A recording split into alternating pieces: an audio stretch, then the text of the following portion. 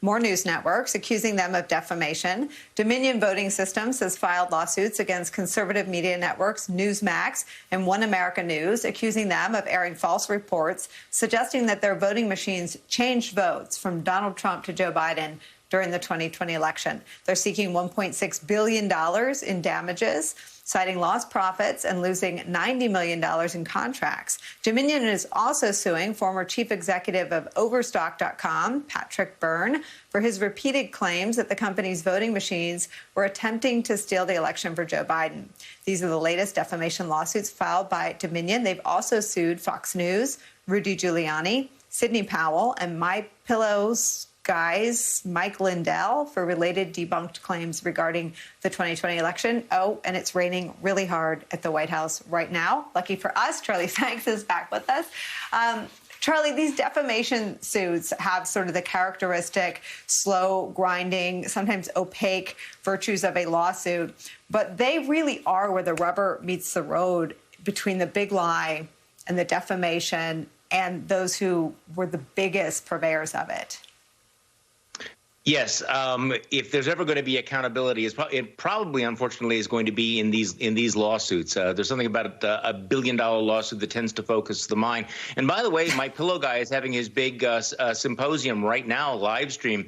This is the symposium where he's supposed to reveal all of the evidence that is going to be so compelling that the Supreme Court will rule 9-0 to reinstate Donald Trump. I mean, this is a big day for these folks. Unfortunately, and I'm going to apologize in advance for my language, you know, what you're seeing here, though, is this flood of disinformation, flat-out lies, conspiracy theories, gibberish, flat-out bullshit that has been one of the great cons of American politics. And I am not a lawyer, and I won't play one on this show.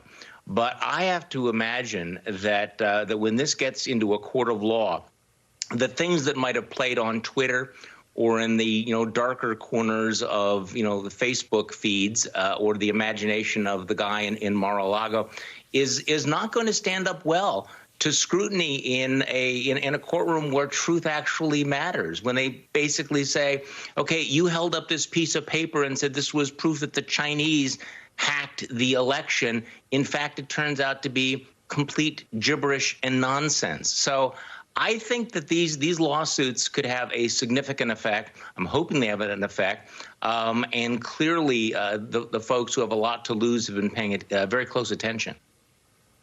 You know, Charlie, I agree with all that, including your choice of language.